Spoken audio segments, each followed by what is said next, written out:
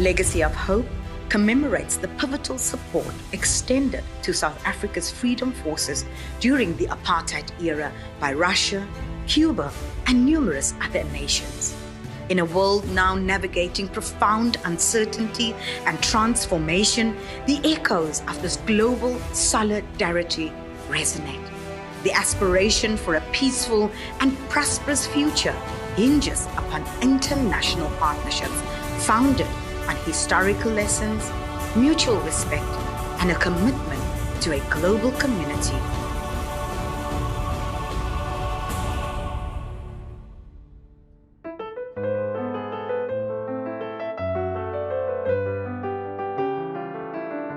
South Africa, particularly democratic South Africa, is inextricably linked to the global South and to a free and just world. Why do I say so? Because we attained our freedom and our democracy as a result of international solidarity. Many countries, many people of conscience across the world stood up against apartheid, applied international pressure, and hence we're able to have a democratic South Africa today. During apartheid, I don't think there was a country or people that received so much international support, that gave our leaders protection, that gave our leaders support. And even if we talk about SADC, despite the attacks you saw in Lesotho, where Swin and others were killed, we saw Mozambique, where even the late Ruth First were killed, where Father Lapsley was bombed. We look at Botswana, that went through issues. Namibia also fighting, but at least Namibia got its independence in 1980. The struggle of all those peoples of Southern Africa, as well as elsewhere in the world, from Cuba to Algeria to Vietnam, the post-Second World War struggles, coming on the heels of the great victory which was led by the Red Army, by the Soviet Union, which basically was largely responsible for the smashing of Hitler, fascism, Germany, and so on. That's very important to remind people of. The effect of the victory over fascism in the Second World War gave rise to the independence movements throughout the world for freedom. So the ANC and Communist Party were very strong and important in South Africa, had huge support on a class basis, led by the Communist Party, on national liberation basis against racism by the ANC, African National Congress. They did so well, they came to the point of so threatening the regime that huge terror was unleashed and they were banned, they were outlawed. There were the massacres, I referred to the one in 1960, Sharpeville. Once there was that repression, there was no other possibility of change in South Africa other than a recourse to arms.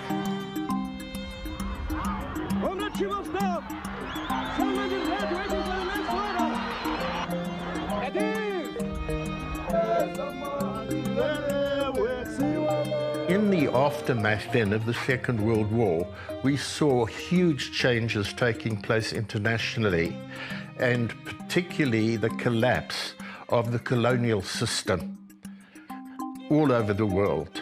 Very quickly and readily, the Soviet Union agreed to provide military help, training in the Soviet Union, and weapons and so on.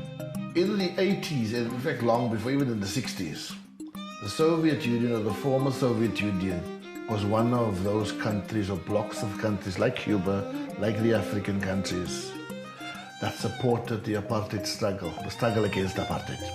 The struggle that supported our fight for justice, for democracy.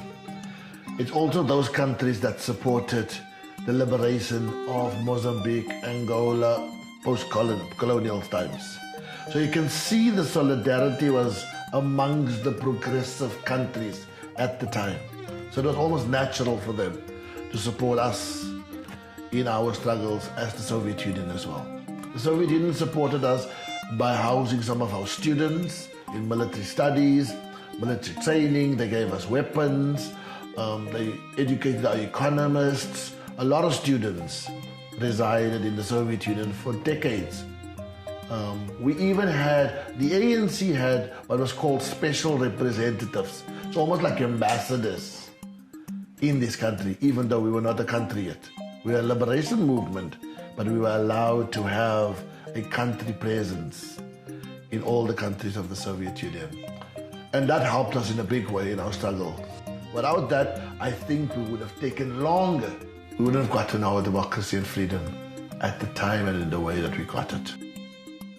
They were the Palestinian people, not as a country, because they didn't have statehood. They still don't have statehood. But during the ongoing struggle for freedom, they supported us. The Algerians, whilst facing off against the French and after getting their independence, but still having to face off against French dominance, still supported us. So there are many. To mention one is not going to be fair. Since the 1979 revolution in Iran, one of the first things that the late Ayatollah Khomeini did was to immediately cut off ties with South Africa. But more importantly, Iranian oil was basically keeping the apartheid economy going to a great extent. That was cut off immediately. Various countries sacrificed for our freedom. Of course, there was Libya as well, under late Colonel Gaddafi. Whatever our critique of Gaddafi towards the end may have been, but the reality is he made his country vulnerable. When the apartheid government bombed Zambia to hunt us down, they killed Zambians. When the South African government bombed people in Zimbabwe or in Botswana or in Lesotho, they were looking for our people, for the freedom fighters, but they were killing locals. So in that way, a lot of those countries sacrificed some of their countrymen, some of the countrywomen. But they wanted to do it because they supported our cause. The call by President Oliver Tambo to make South Africa ungovernable and apartheid unworkable is what the youth of our country responded to. And many of them went and swelled the ranks of our glorious People's Army, Umkhonto weSizwe. And those that remained in the townships of our country continued to engage in skirmishes with one of Africa's most sophisticated military machines, using the most rudimentary weapons, your stones, your petrol bombs, and various other such weaponry. They were daring, they were brave, they were courageous. Many were killed, but they surged on in their quest for freedom.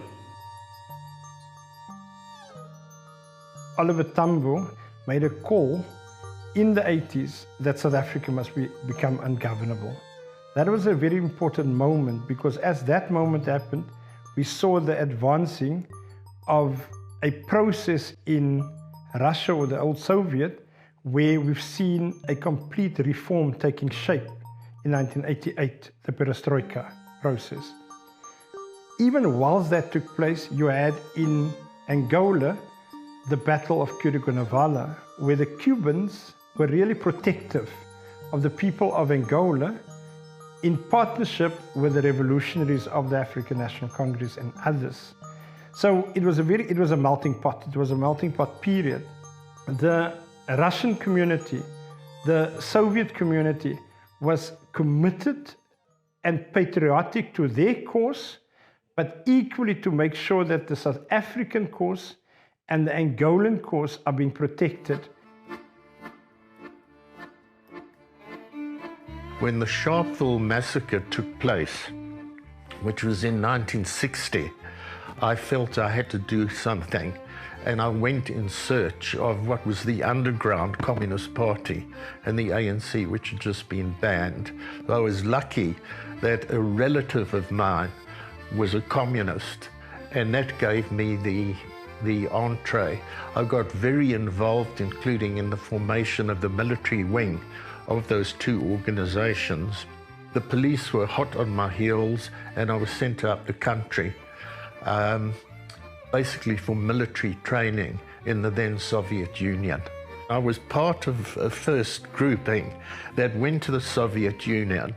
Very, very exciting period, and the Soviets were absolutely full square behind us, gave fantastic, unstinting support, and of course the center of this was Moscow and Russia itself. So a whole generation of ANC students kind of grew up studying the Soviet Union. The Soviet Union had built a university called Patrice Lumumba, dedicated to training African, Latin American, Asian students in the 60s. They show the principles of solidarity, which I think that's why many people look fondly on the former Soviet Union. But it wasn't just Russia, there was 15 Soviet republics. So we had a lot of MK students training in Ukraine, a lot of people studying in Moscow. People who were in the Navy went to Azerbaijan, people who went for the Air Force training went to Kyrgyzstan. So it was across the Soviet Union. So it was in the late 80s, it was cold during winter.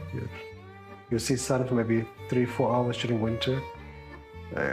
minus 10, 20 degrees. Summers are the opposite, where you'd have sun for 20 hours in a day because it's so far north. But things were incredibly cheap. The quality of goods are not always great, not many diverse goods.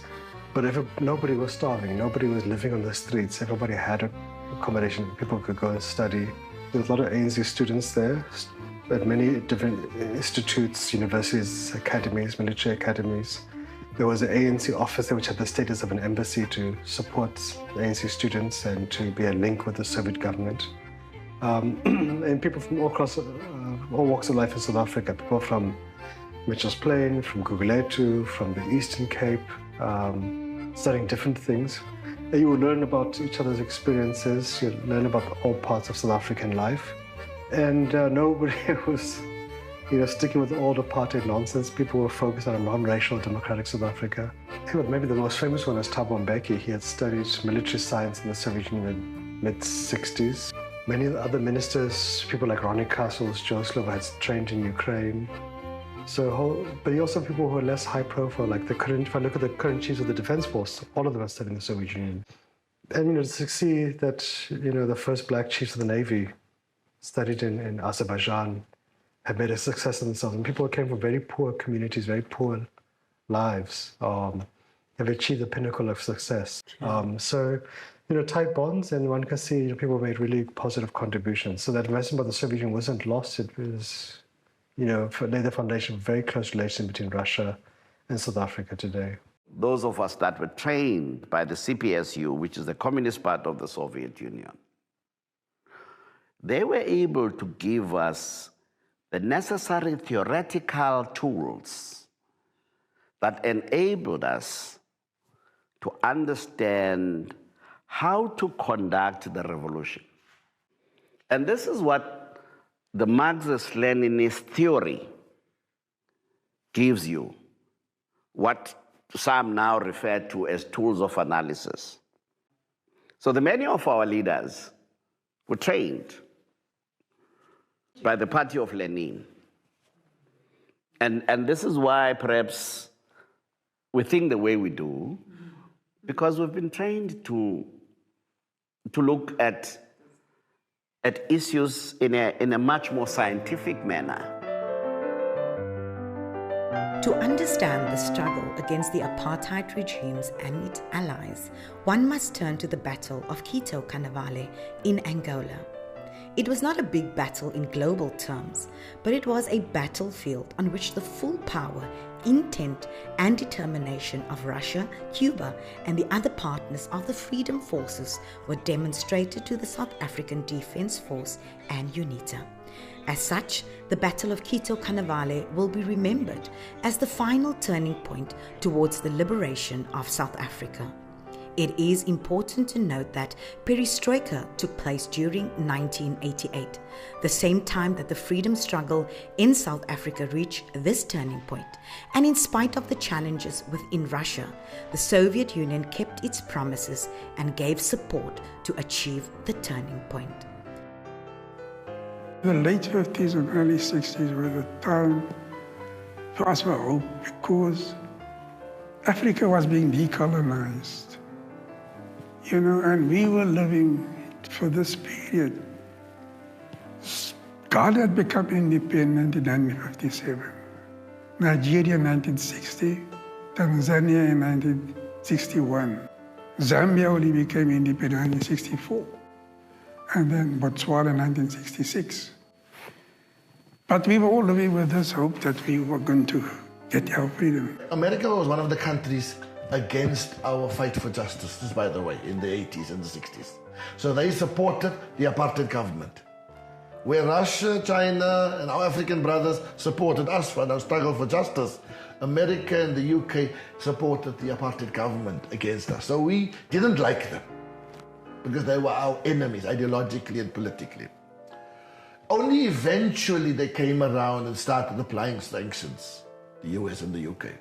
But in the beginning, they didn't support us.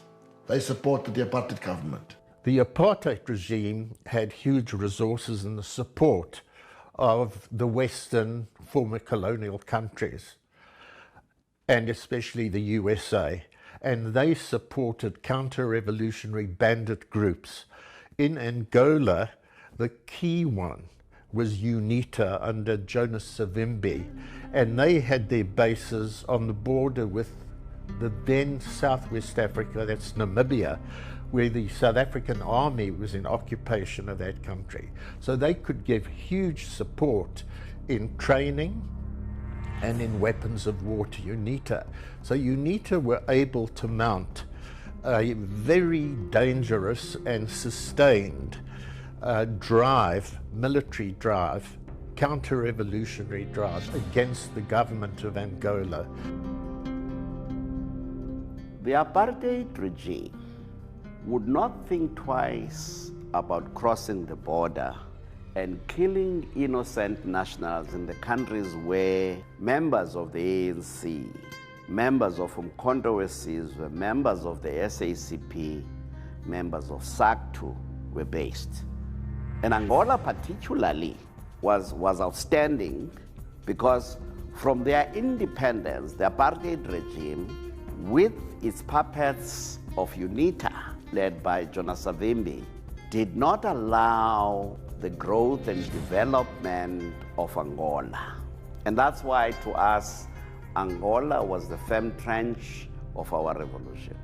The liberation of Angola and Mozambique gave the movements who were still struggling, so Zimbabwe, Namibia, South Africa, added support, because across the borders in Southern Africa, we had bases now, strong bases, in which the socialist countries, China, the Soviet Union, and East Germany, GDR, Angola, particularly Cuba and the Soviet Union, were helping those countries. And the strength of the liberation struggle, the armed struggle, was that people within those countries, like in South Africa, were greatly inspired.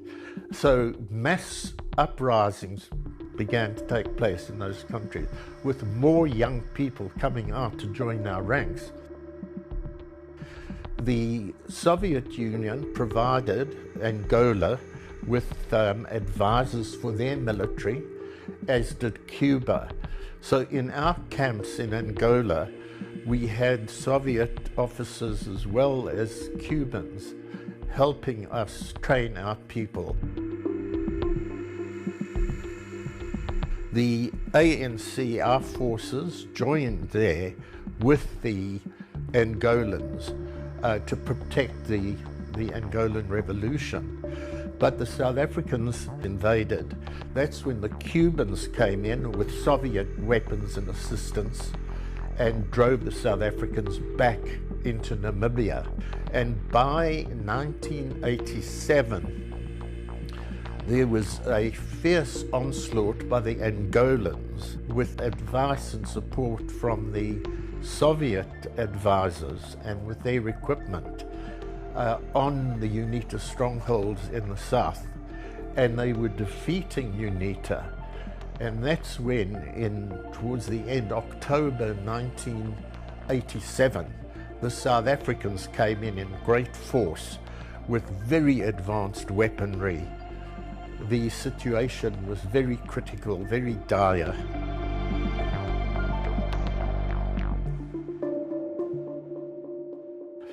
The Soviets were giving huge support with equipment. The Cubans were on the ground, 20,000 of them.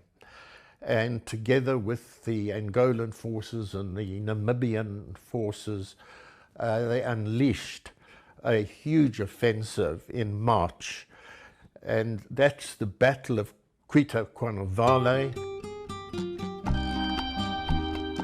The biggest light, the brightest light of the planet shines in Cuba. And that is because the majority of the planet would not have found the instruments to liberate itself had it not been for the Cuban people. The Cuban people give us the greatest sense of sacrificing everything, expecting nothing in return. When the Cuban people left Angola, they only left with their fallen compatriots. They didn't leave with Angola's gold, its oil, its diamonds. When Cuba went to Ethiopia, Cuba didn't take Ethiopia's mineral resources. Cuba's the kind of society, I think, that helps. We have a very passionate feel about what Cuba did. It's a very, very small country, had its own problems, had a blockade, still has a blockade from the US against them. In spite of all of that, they provided support all over the world. In Angola, in Mozambique. In our case, they gave us military training. In our case, they flew MiG planes in Quito-Quanavale in Angola, helping us. One of the things I've heard from the soldiers that were there, the soldiers that come from our hands that were there, they said, you know, the Cubans flew 3 top with their MiGs in the war, so they could not be detected. They gave us weapons and training and military strategy. But in addition to that, that country is one of the best countries in the world in terms of their medical system, medical health systems. Cuba provides their doctors to refugee camps, to countries that don't have enough doctors. So even in the medical sphere, they provide healthcare and healthcare support to other countries, even though they are a small and poor country that is under a blockade of their own. And in spite of that, they still supported us. In Angola, you had Cubans stationed there to protect Angola against the apartheid government that was attacking Angola. They didn't have to come to Angola or Mozambique.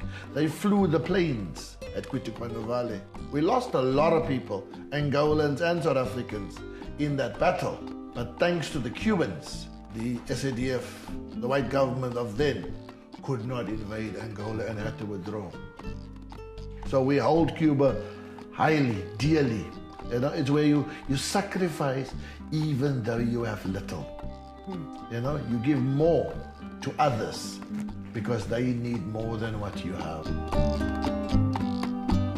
Look, I think it was a turning point in the liberation struggle. You know, for so long, the apartheid regime was able to get away with murder in the neighboring states. It was able to raid Lesotho, Mozambique, or Botswana, Zambia, Zimbabwe, and so on. It invaded Angola twice when Angola became independent because it supported the ANC and SWAPO of Namibia. It invaded Angola again in the 80s. It had reached the outskirts of the capital. And Angola was able to push back to defend itself against the South African Defence Force, against UNITA, which was basically the apartheid regime's allies. And Angola was able, you know, with very few resources, but with the support of the Cuban military, But that battle marked a turning point where the apartheid regime agreed it had to withdraw from Angola. It set the path for negotiations for an independent, democratic, non-racial Namibia. It then kind of helped to cascade into South Africa's own democratic negotiations and ultimately a democratic breakthrough in '94.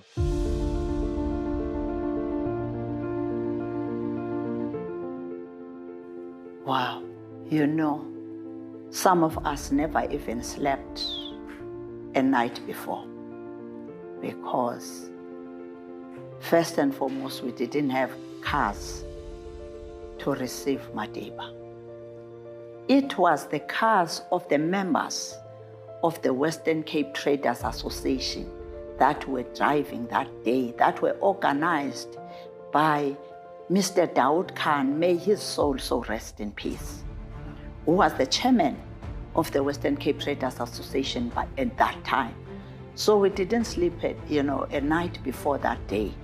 So we had to make sure that we are prepared because we knew that we must expect the unexpected because people heard that Mandela was coming out that day. And people began walking as early as 5:00 a.m. Walking to Paarl from all corners of the Western Cape. So you can imagine what kind of a day it was. We were privileged as the people of the Western Cape, people of Cape Town, to witness firsthand, face to face, that history that was made on the day of the release of Nelson Mandela from Victor Verster prison.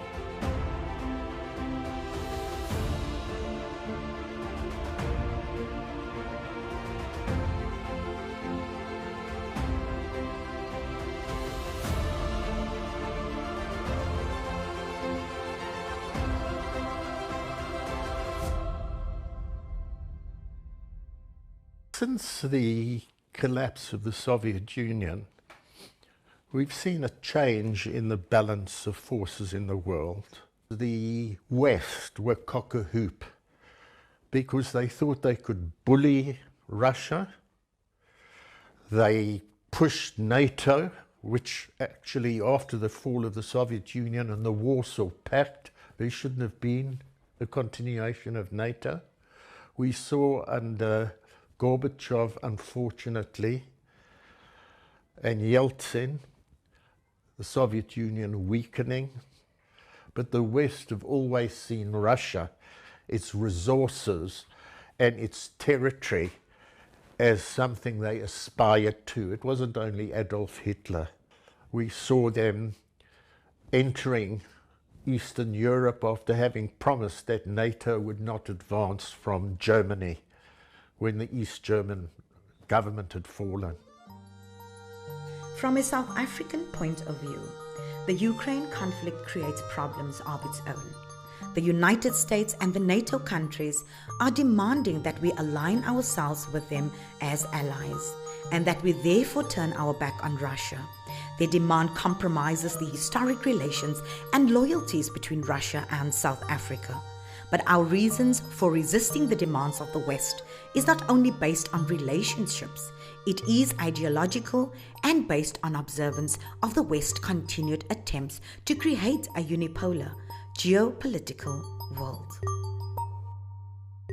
So we have kept relations with the Russians at political level, with the Communist Party of the Russian Federation, and we have been monitoring the developments in that region, especially Russia's repulsion of imperialist expansions, European imperialism through the proxy of Ukraine, trying to encroach into Russian territory and rebuilding and remodeling the borders in the Far East. So when the Soviet Union broke down, Ukraine went independent and became their own country. And so did Czechoslovakia and a lot of the other countries, Slovenia, Estonia, and so on. But a lot of those countries turned against Russia. There's nothing wrong with you becoming an independent country, but you turned against the country of which you were a brother yesterday. What has happened is that Ukraine a brother of Russia of before, has now become a tool in the hands of the West to challenge Russia. The talks that took place between European powers and Russia, particularly at the time the Soviet Union, towards its dissolution as a Soviet Union, which also guaranteed no inch expansion eastward of the borders that they agreed that defines the Russian Federation today. And Europe literally undermined that. In 2014 and 2015 agreements with President Putin, who now was growing in confidence and power, and it's come out how the West had lied to him and to Russia, and that they were intent on building the Ukraine into a force against Russia, and they found the kind of collaborators they were looking for, especially Zelensky. We are recognizing a man that has created his country a meat grinder, sending young men into the front line for something that could have been avoided. He has lost legitimacy both in Ukraine and in world affairs. He's losing the war. He has messed up big time, destroyed wealth and value in society. For the US government, for instance, alone to have spent almost 350 billion, some even estimate could have reached to 500 billion if considering other forms of support. A man so destructive of wealth of society and particularly of life. It could have been resolved. Didn't need to have a war. That war is a result of NATO, with the US and Western Europe, using Zelensky and the Ukraine as proxy force.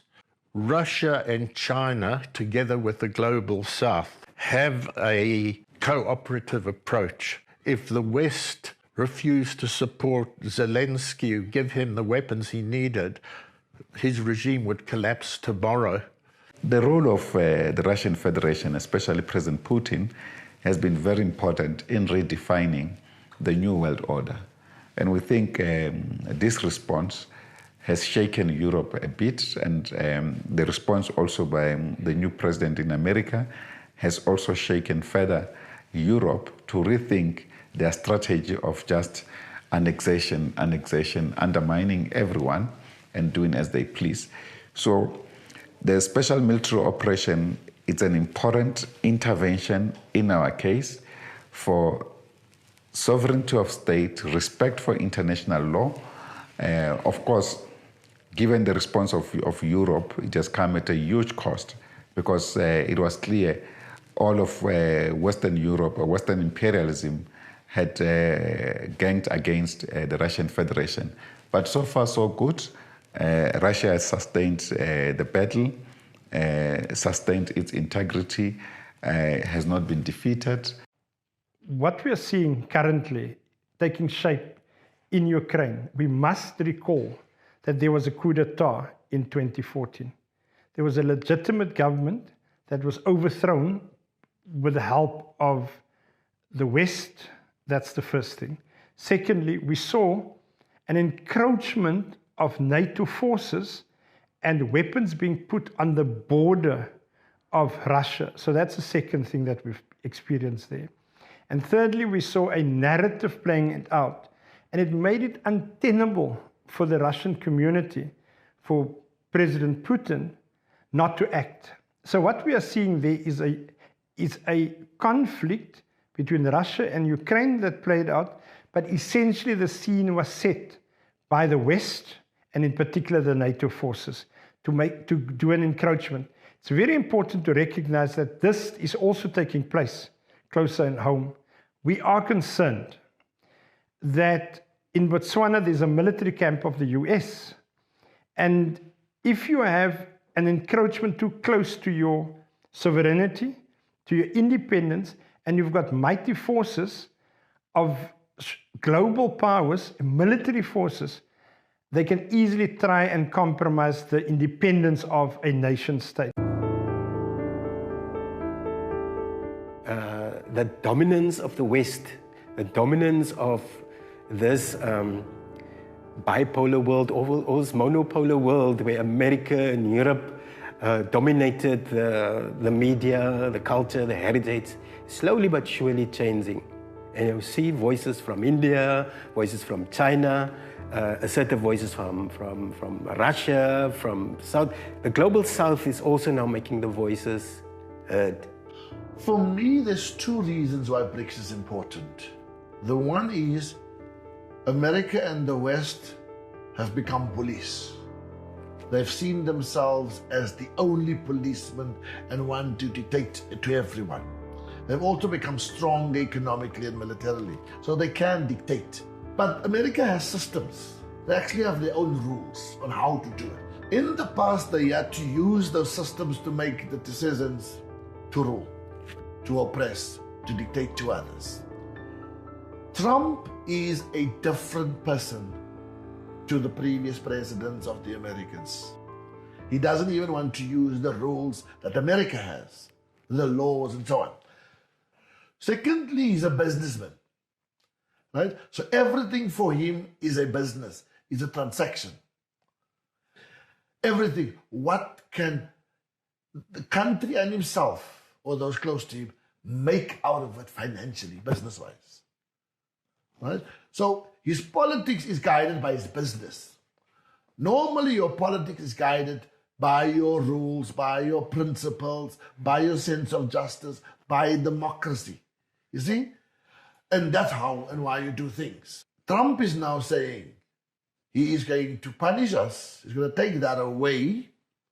Why? Because some of our policies, some of our laws, they don't like. This is not the first time he has made remarks about South Africa and transformation. I don't think it should be taken lightly.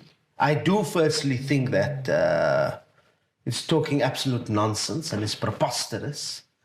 Because even if you look at the expropriation of land, at the act that was signed, it's not a radical legislation. Many wanted constitutional amendment. We didn't go the route of constitutional amendment. Here it's about the discourse and the propaganda that has been put out there. And Trump articulates and expresses in a very crass manner what Americans think of us in Africa. Anything which speaks to transformation, anything which speaks to getting back what is rightfully ours as the majority of South Africans is rubbished and is viewed as an attack on white people. It's not your house. This is my house, my country or our country. We decide what we must do here. You decide what you must do in your house, in your country. Trump is now trying to say to us, in our house, what we are doing here, he doesn't like, and therefore he's going to punish us. This is maybe an opportunity to say, you know what, while the American economy is important, we don't want to cut off ties with America, let's start openly getting ourselves into other markets and not being so reliant on the Americans. From a historical point of view, it's so important that we capitalize and pick up on those old historical ties, but also the new order that's unfolding around us. That we, at the level of the economy, at the level of energy, at the level of education, that we just strengthen those ties. And instead of looking west only, let's look north and east. And African solidarity is so important. Because remember, all these boundaries you're talking about of South Africa are all just constructs and imaginations of the Western world. So let's use our relationship in this BRICS configuration to break down those boundaries. We can be in BRICS and work with America. We can be in BRICS and work with the European Union. There are economic benefits. The economies of some of those countries, India, China, Russia, Saudi Arabia, Indonesia, are very, very big economies. Any country that wants to trade, that wants to grow, needs to partner with countries that have got big economies. That is another benefit for us, being Yeah. part of a group of countries where we can trade and share things, where to the benefit of both of us. Yeah. We see today how fed up people everywhere in the world are with the American hegemony and that of the NATO and the EU, from Britain to Germany and France. So we've seen, particularly in West Africa, in the Sahel, how there's been an upsurge led by the military to get the colonial powers out, especially the French, and raise the red flag of the flag of the Soviet Union, but also flags of the Russian Federation. And when Russian commentators come to South Africa and interview me, many of them come through Africa. And they say to me, what do I think about these young people in places like Senegal, like the Congo, like Central African Republic? They're amazed when they're there to come across young people holding the Russian flag aloft and the Soviet flag. And I laugh and I say it's very simple.